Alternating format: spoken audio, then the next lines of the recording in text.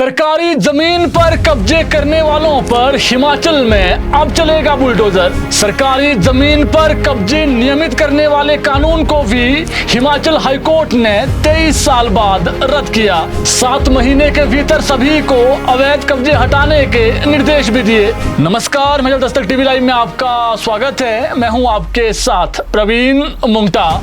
हिमाचल में सरकारी भूमि पर बने होटल, मकान, दुकान और कुछ भी सब पर अब बुलडोजर चलेगा और ये बुलडोजर सरकार नहीं खुद ही चलाना पड़ेगा। हिमाचल हाईकोर्ट ने फरवरी 2026 से पहले सभी अवैध कब्जों को हटाने के निर्देश जारी कर दिए हैं। यानी अगले 7 महीने के भीतर सब लोगों को अवैध कब्जों को हटाना होगा। हिमाचल हाईकोर्ट ने सरकारी भूमि पर अवैध कब्जों को नियमित करने की नीति को भी 23 साल बाद रद्द कर दिया है। हिमाचल हाईकोर्ट ने सरकार को आदेश दिए हैं कि वह सरकारी भूमि पर अतिक्रमण को कानून के अनुसार तुरंत हटाएं, वरना अधिकारियों पर भी तय समय पर अवैध कब्जे न हटाने पर गाज गिर सकती है। हाईकोर्ट के आदेश अनुसार अतिक्रमणकारियों के विरुद्ध उपयुक्त कार्रवाई शुरू करने के बाद 28 फरवरी 2026 तक इसे अंतिम अंजाम तक पहुंचाया जाए। न्यायाधीश विवेक सिंह ठाकुर और न्यायाधीश विपिन चंद्र नेगी की खंडपीठ ने हाईकोर्ट में पूनम गुप्ता द्वारा दायर जनहित याचिका को स्वीकारते हुए बीते कल ये आदेश जारी कर दिए हैं। हाईकोर्ट ने अपने फैसले में यह भी कहा है कि राज्य सरकार का कर्तव्य सुशासन करना है। सुशासन में अतिक्रमण से निपटने वाले मौजूदा कानूनों का कार्यान्वयन भी शामिल है। ऐसे कानून के प्रावधानों को लागू कराने में सरकार की विफलता शासन में विफलता के समान है। कोर्ट ने अवैध को वैध करने के लिए बनाई जाने वाली नीतियों पर यह भी कहा कि ये बेईमानी है और कानून के उल्लंघन को बढ़ावा देती है। कोर्ट ने सरकार द्वारा अतिक्रमण कर कानून का उल्लंघन करने वालों को माफ करने की नीति को मनमाना ठहराते हुए कहा कि असमान लोगों के साथ समान व्यवहार करके राज्य सरकार भारत के संविधान के अनुच्छेद 14 का उल्लंघन कर रही है। कोर्ट ने यह भी कहा कि ऐसे में न्यायालय मूक दर्शक नहीं बन सकता है और यह सुनिश्चित करने के लिए अपने संवैधानिक कर्तव्य का पालन करने के लिए कोर्ट भी बाध्य है। कोर्ट ने कहा कि हिमाचल प्रदेश भूमि राजस्व अधिनियम की धारा 163A स्पष्ट रूप से मनमानी और असंवैधानिक है और इसके परिणाम स्वरूप हिमाचल प्रदेश भूमि राजस्व अधिनियम की धारा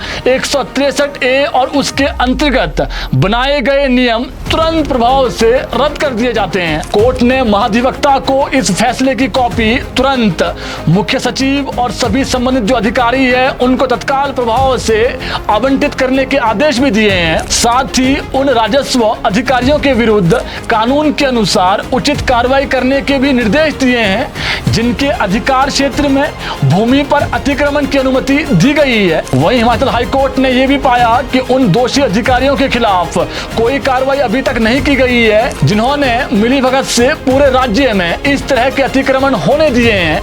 कोर्ट ने यह भी कहा कि ऐसा नहीं है कि हजारों अतिक्रमण रातों रात हो गए, इसमें अधिकारी भी अपने कर्तव्यों का निर्वहन करने में विफल रहे हैं। आपको बता दें, साल 2002 में जारी राज्य की नियमितीकरण नीति के तहत सरकारी भूमि पर अतिक्रमण करने वाले लोगों से आवेदन मांगे गए थे।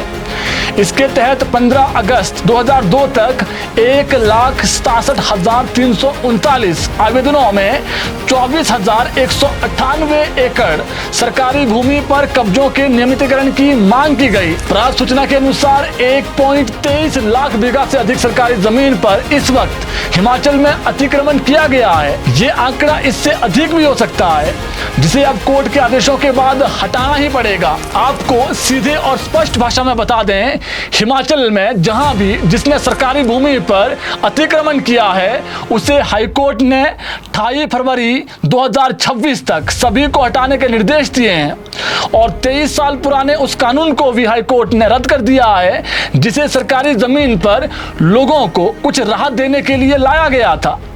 सबसे रोचक बात यह भी है कि अवैध कब्जों को हटाने का जिम्मा हाईकोर्ट ने सरकार को जरूर दिया है, लेकिन इसको हटाने का जो खर्चा है वो उन लोगों को खुद उठाना पड़ेगा जिन्होंने सरकारी भूमि पर अवैध कब्जे किए हैं। अब जिसका होटल है या फिर घर सरकारी भूमि पर है उसे खुद हाईकोर्ट के आदेशों के बाद हटाना ही होगा। अब बुलडोजर उस पर आपने खुद चलाना है या सरकार चलाए, ये आप पर निर्भर करता है। बाकी अगर 28 फरवरी 2026 तक सरकारी भूमि से अवैध कब्जे नहीं हटाए गए तो फिर हाईकोर्ट में सरकार के उन अधिकारियों की खैर नहीं है जिनके जिम्मे ये कार्रवाई करने के हाईकोर्ट ने आदेश दिए हैं, क्योंकि हाईकोर्ट ने पहले ही सरकार को अवैध कब्जों को हटाने के लिए 7 महीने का पूरा समय दे दिया है। आपको हाईकोर्ट का ये फैसला कैसा लगा, कमेंट बॉक्स में जरूर बताएं।